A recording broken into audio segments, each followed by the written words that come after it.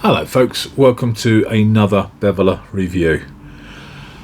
This is for the Craftshaw standard beveler from Goods Japan. I think there's a couple of companies that sell them, but these were sent by Simon from Goods Japan. I've got two of these. They do a range. They come... no they don't. They do two. There's a number one, which is a 0.8mm.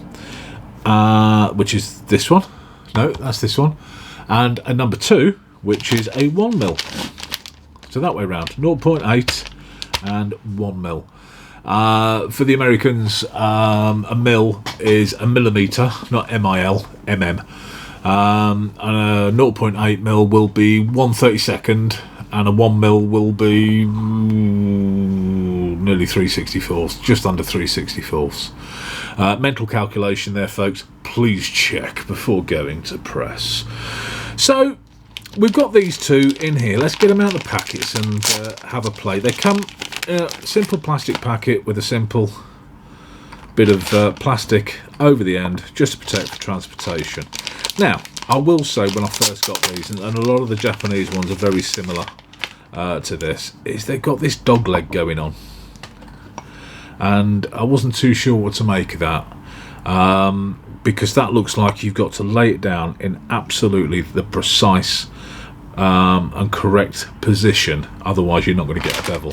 So we've had a play, and we're going to see what we think. I've got a range of leather here, some good leather, some bad leather, some thin, some thick.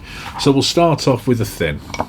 So this is 1.5mm, excuse me, or 4 ounce dyed through veg tan. So we're going to go for the number one, which is the 0.8mm, and we can see this dog leg sits on there quite nicely. We always do the back first. If you struggle with any of the techniques that you see me use, you can go to Vimeo and look for Armitage leather. I explain how to use bevelers in a lot more detail there. But we can see there that we can locate this tool, drag it back, and then push it forward. And in truth, I mean, this is only 1.5mm leather. It's good quality leather, but it's come off a little bit raggy. And I'm not on about the puppy. Let's turn it over. Get rid of the chaff out of there. Let's give it another go.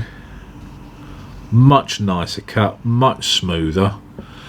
And I've got to say, wow, what a pristine cut. Why we bevel is a question you might be asking.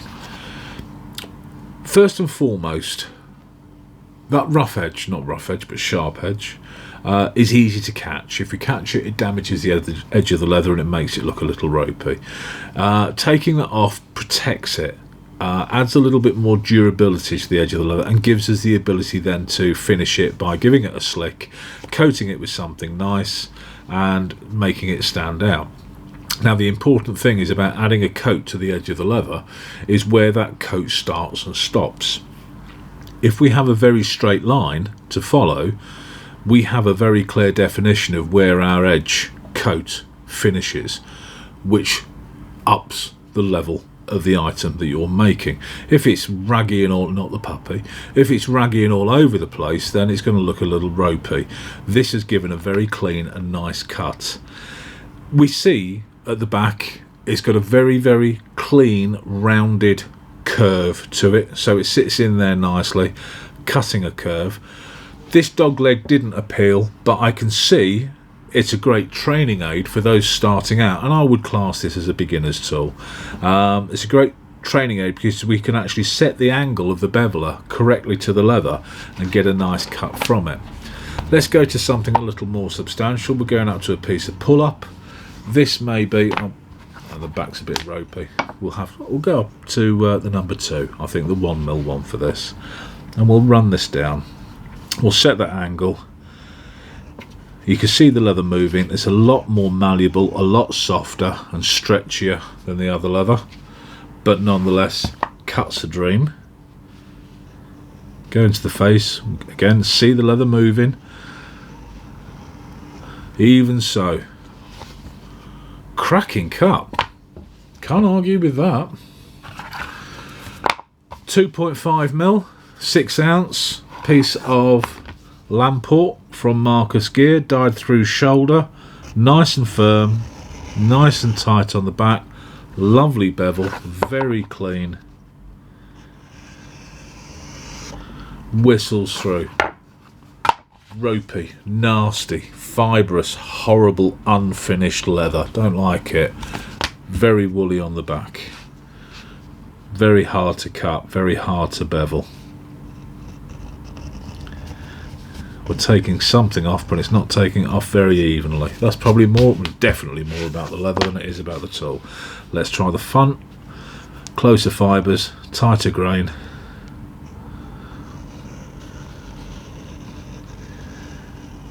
Struggles a little bit. Again, more about the leather than the tool, but nonetheless, still gives a clean cut. Let's have a piece of split. This is where the top grain's been taken off.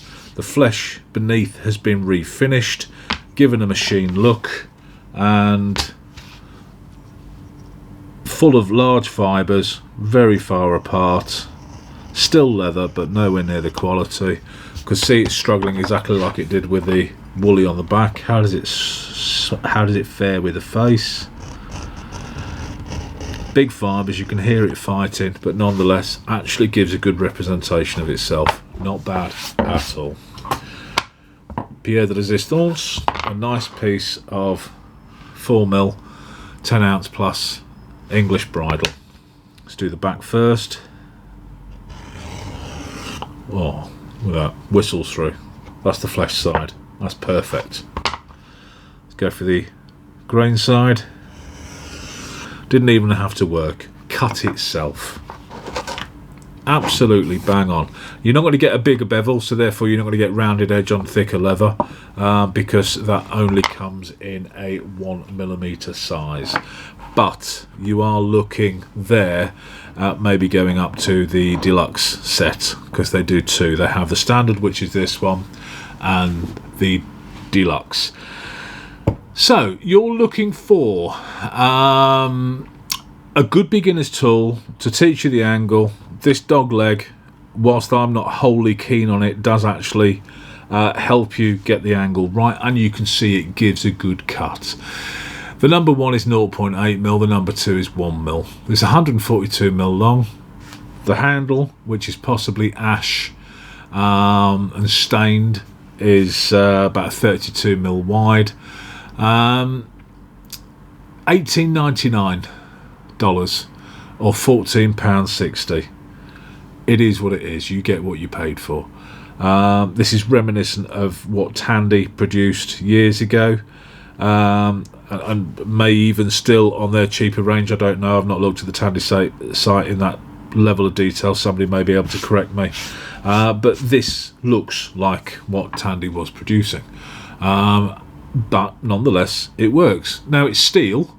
I can't really be any more specific than that. So how good that steel is depends on how well it will work after a number of cuts. Certainly on the firmer leather, it's going to struggle. Doesn't come with any rods, doesn't come with any paper, but again, because of that nice curve, relatively easy to maintain. We'll get a curve that matches, and we'll just ride it back and strop it off the edge of the leather. To be fair, we're probably better off going towards the 2mm there, so we can get inside. We'd put a bit of rouge on there, we'd ride it back to hone it up. But the question will always remain, if the steel's not up to the job, the steel won't stay sharp, and you're going to struggle with it. And if you're constantly stropping it, you're going to be constantly frustrated with it. And when it fails at the time that you need it most and catches the leather, it's costing you money.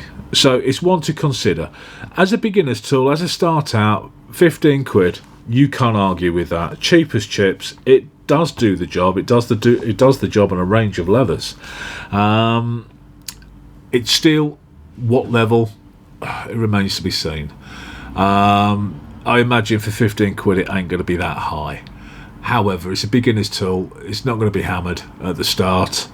If you maintain it and strop it, it will last you until you've got your feet under you, and you can make the decision about what tool you do want.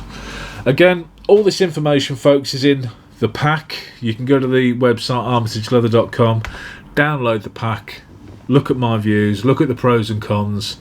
If you are looking to buy a set, you can read them all, look at all the videos. If you're struggling with the techniques, go to Vimeo, Armitage Leather. If you want me to review your tools, drop us an email, nigel@armitageleather.com. I hope it's given you a bit of an insight into the Craft Shah standard range. Take care.